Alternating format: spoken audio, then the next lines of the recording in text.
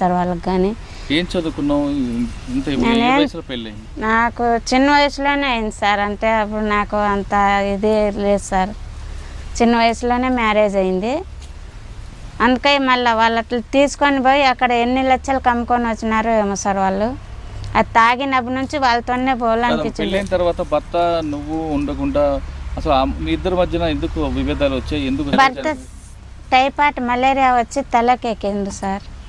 ఎక్కిపోయిన తర్వాత అది ఎక్కువ అయిపోయా, బలహీనం అయిపోయా. అప్పుడు మా దగ్గర డబ్బులు కానీ లేవు సార్. మేమంతా చాలా బీదరాళ్ళం మేము. అది చూపించినాం. అయినా కానీ మా అమ్మ మా నాయన మ్యారేజ్లో పెట్టిండే కమ్మలు బుట్టలు కానీ అమ్మేసినాను సార్. అమ్మేసి కానీ చూపించిన, అయినా కానీ తక్కువ కావట్లేదు. దాంట్లో అట్లా ఇదే ఒక వారం పిలుచుకొని పోకుండా అది ఎక్కువ అయిపోయి జ్వరము తలనొప్పికి ఎక్కువ అయిపోతానే మళ్ళీ ఇప్పుడు మన దగ్గర ఉంటే చూపించేకి, మన దగ్గర లేని నేను ఎట్లా చూపించేది సార్. చూపించే మళ్ళీ అట్లా బాగలేక అట్లా ఉండి ఎక్కువ అయిపోయి చనిపోయిండు. తర్వాత నాకు అట్లా మోసుకిచ్చి అట్లా తీసిండే సార్. అక్కడ భర్త బతుకున్నంత వరకు కొంత కుటుంబం బాగుంది కానీ కుటుంబం బాగుంది. ఆయన చనిపోయిన తర్వాత మీ కష్టాలు ప్రారంభమయ్యాయి. అవును సార్. అసలు ఆ రొంపిలోకి ఎందుకు వెళ్ళాలి అంటే ఇట్లా చేస్తారని మాకు తెలియదు కదా సార్. అన్న ఇప్పుడు ఉండే అంత తెలివి అప్పుడు లేదు సార్ నాకు. ఎలాగా అసలు మీకు వాళ్ళలో పరిచయం అయ్యారు? అంటే మా ఊరు వాళ్ళ ఊరు కొంచెం ఇప్పుడు గెజిరెడ్డిపల్లి ఇప్పుడు ఈ ఊరు ఆఫీస్ ఎట్లా ఉందో అట్లా ఉంది సార్. అంటే అయిపోయి ఏమన్నా మోటార్ మెకానిక్ అట్లా మోటార్ ఇవి కాలిపోతే కన్నా మోటార్ మెకానిక్ చేసేకి వస్తుండే. మా చిన్నాన్న వాళ్ళకి పరిచయం పరిచయం అయితే ఇప్పుడు పరిచయం ఉన్నాళ్ళే కదా అని చెప్పి కదిర్లో వచ్చినారు సార్ వాళ్ళు మేము ఇక్కడ ఉన్నప్పుడు. అంటే అప్పుడు నాకు ఆ రోజు కొంచెం ఆరోగ్యం బాగలేకుండా అయిపోయింది.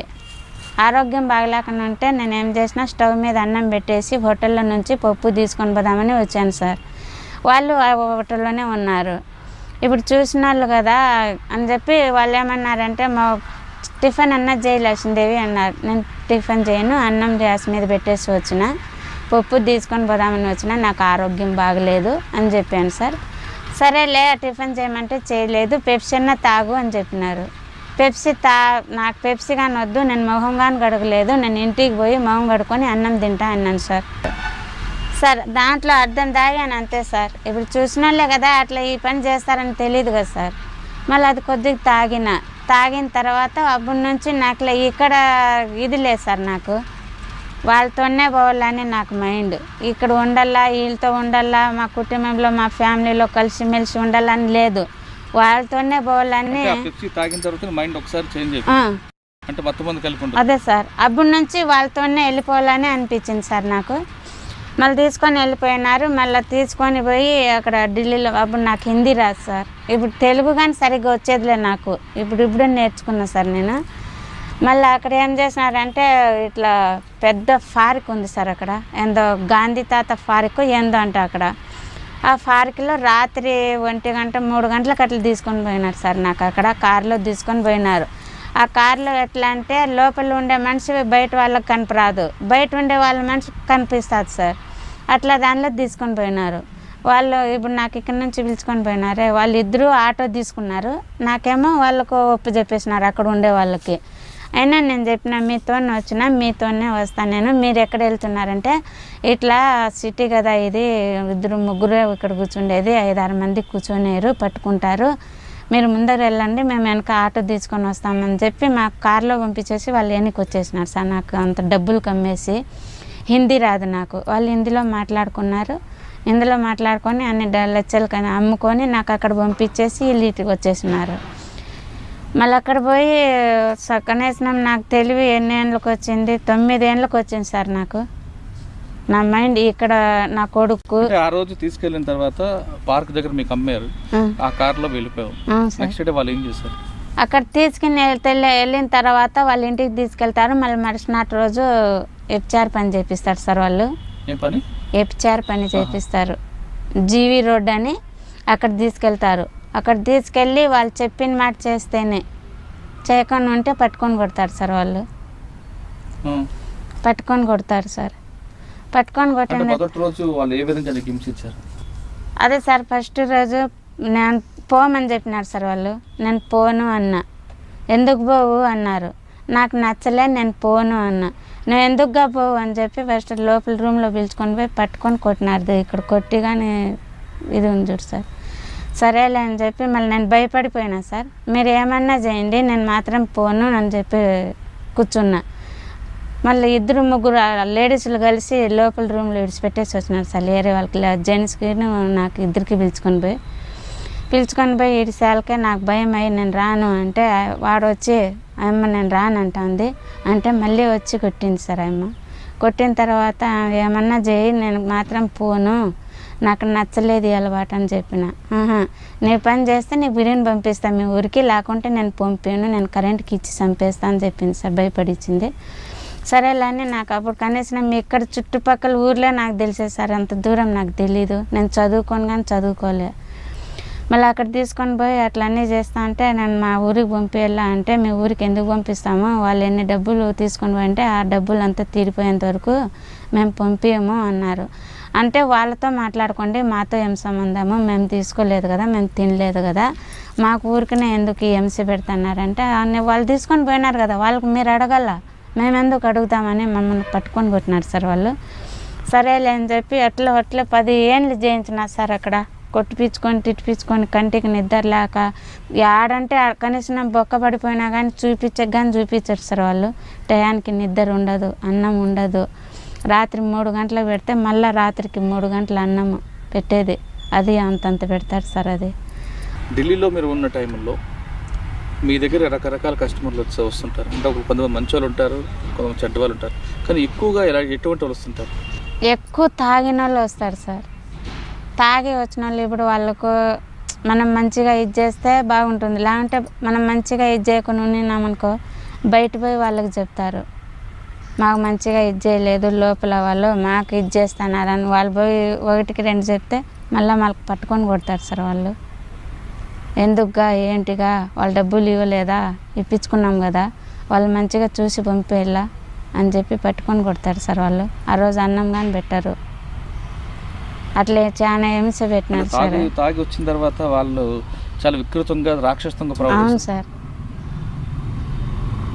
అంటే అంత రాక్షసంగా ఎలాగో వాళ్ళు చెప్పొచ్చు కదా, మీరు వాళ్ళు వచ్చిన వాళ్ళు మగవాళ్ళు కాదు రాక్షసంగా ప్రవర్తిస్తారు. ఇప్పుడు మేము అట్లా చెప్తే వాళ్ళు పట్టుకొని కొడుతున్నారు కదా సార్. భరించుకోవాలా, వాళ్ళ లోపల ఏమి చేసినా మీరు భరించుకోవాలా, డబ్బులు ఇస్తాను లేదా మనకి అని అంటారు సార్. కొడతారు కూడా. అంటే మీకు మర్చిపోలేనిగా రాక్షసం ప్రవర్తించిన వ్యక్తులు ఎవరైనా గుర్తున్నారా?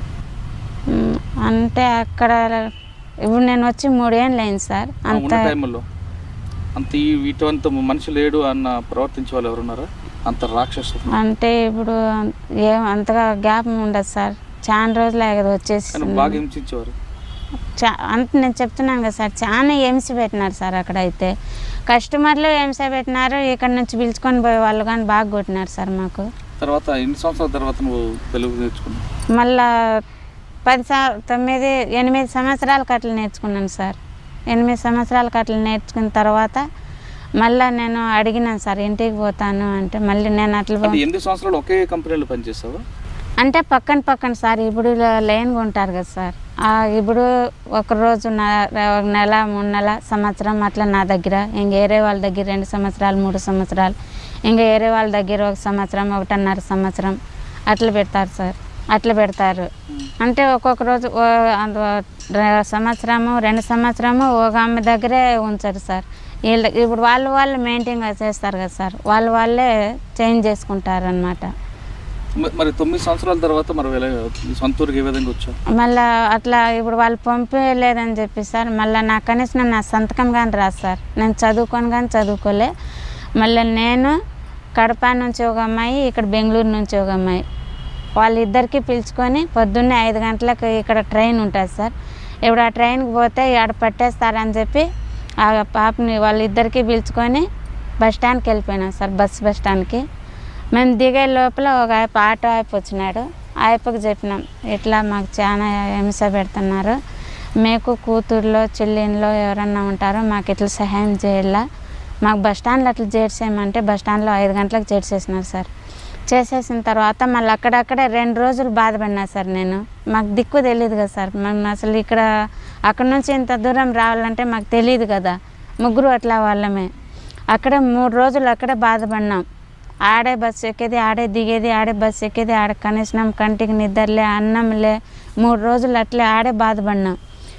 మళ్ళీ తర్వాత బస్సు ఎక్కినాం సార్. మళ్ళీ బస్సు ఎక్కి మళ్ళీ అడిగినాం వాళ్ళకి, అడిగితే ఇటు హైదరాబాద్ పోతుంది అన్నారు. సరేలే మన ఆంధ్రాలో పడిపోతే మళ్ళీ ఎట్లా అవుతుంది అని చెప్పి. ఢిల్లీ నుంచి హైదరాబాద్ బస్సులు లేవి అక్కడగా సార్, ఇక్కడ హర్యానా, బీహార్, హర్యానా అని ఉంటుంది సార్. అవి దాటుకుంటే హైదరాబాద్ బస్సు వస్తుంది సార్ అక్కడ. మళ్ళీ అక్కడ నుంచి ఆ బస్సుకు వచ్చాకే మళ్ళీ హైదరాబాద్లో వచ్చేసినాం సార్. హైదరాబాద్ నుంచి ఇక్కడ వచ్చాక మా దగ్గర డబ్బులు లేవు సార్ మాకు.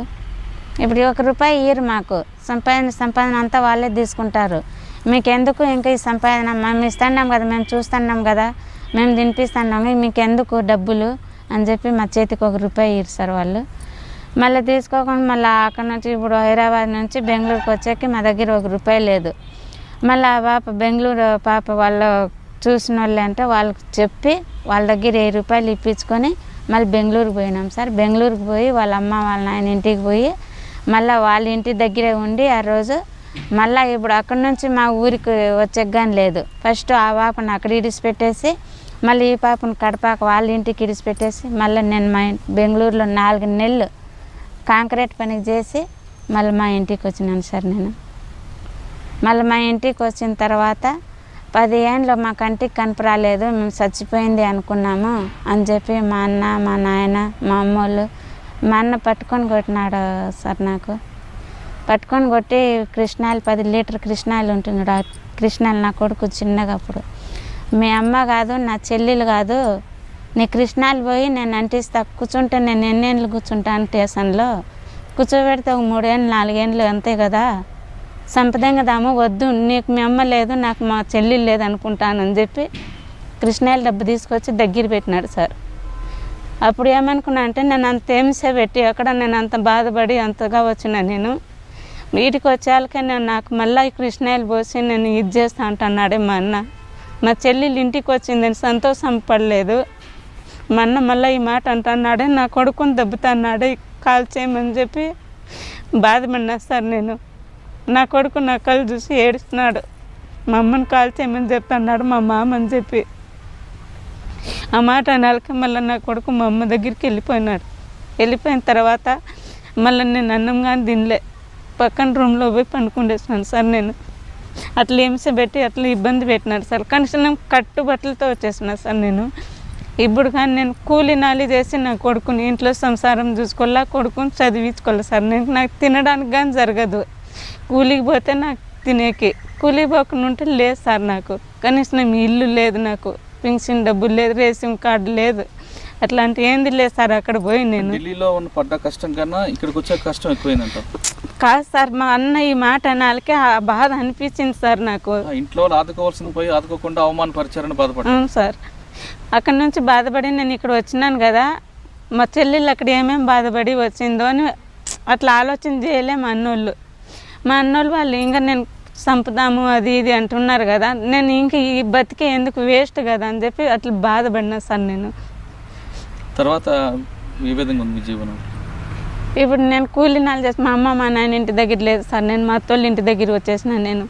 అక్కడ వచ్చి కూలీనాలు చేసుకొని బతుకొని సంసారం చూసుకొని పిల్లల్ని చదివించుకుంటాను. సంవత్సరానికి 10,000 కట్టాలి సార్ నేను. ఇంట్లో సంసారం చూసుకోవాలి. అది 1 రోజు కూలి దొరికైతే 4 రోజులు 5 రోజులు కూలి దొరకదు సార్ నాకు. అది మోల్డింగ్ పని, ఆ ఎండకి రోజు అది సిమెంట్ వేడి, దానికి పోతానే ఉండాలి సార్. కదమ్మా, ఇప్పుడు భర్త చనిపోయాడు, తప్పని పరిస్థితిలో మాయ మాటలు నమ్మి నువ్వు ఢిల్లీ వెళ్ళావు, అక్కడ 9 సంవత్సరాలు కష్టపడ్డావు, తిరిగి హైదరాబాద్ వచ్చావు, హైదరాబాద్ మీదుగా మీ ఇంటికి వెళ్ళావు.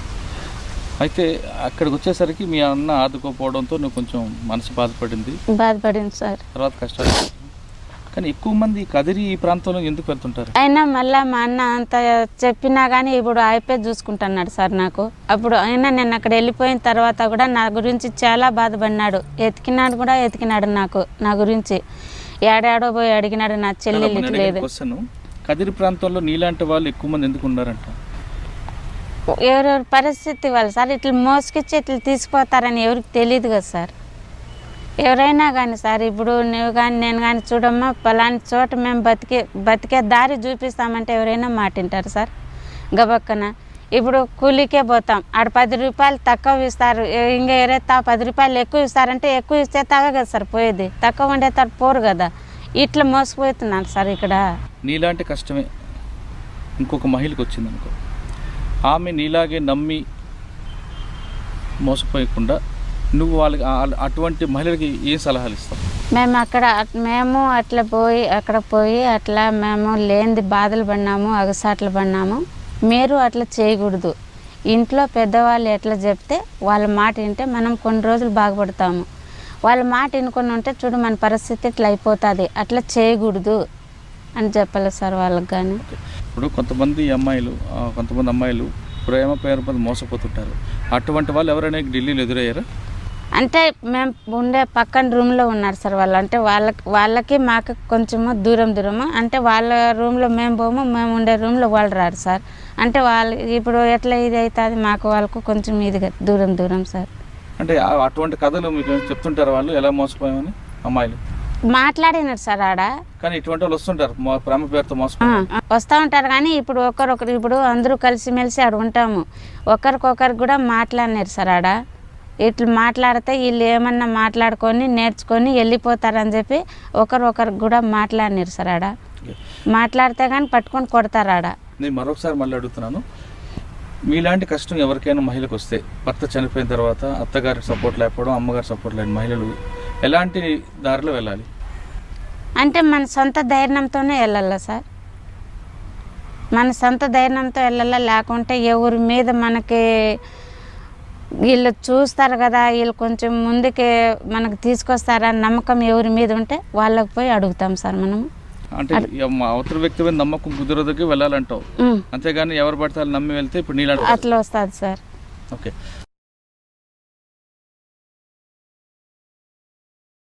ఏ మహిళకు వచ్చినా ఖచ్చితంగా ఆ సమయంలో తమకు కావాల్సిన వారితో సంప్రదించి నిర్ణయం తీసుకోవాలి, లేదా తమ నిర్ణయాన్ని మరొకరితో షేర్ చేసుకొని ఆ విధంగా వెళ్ళాలి, ముందుకు వెళ్ళాలి. అంతేగాని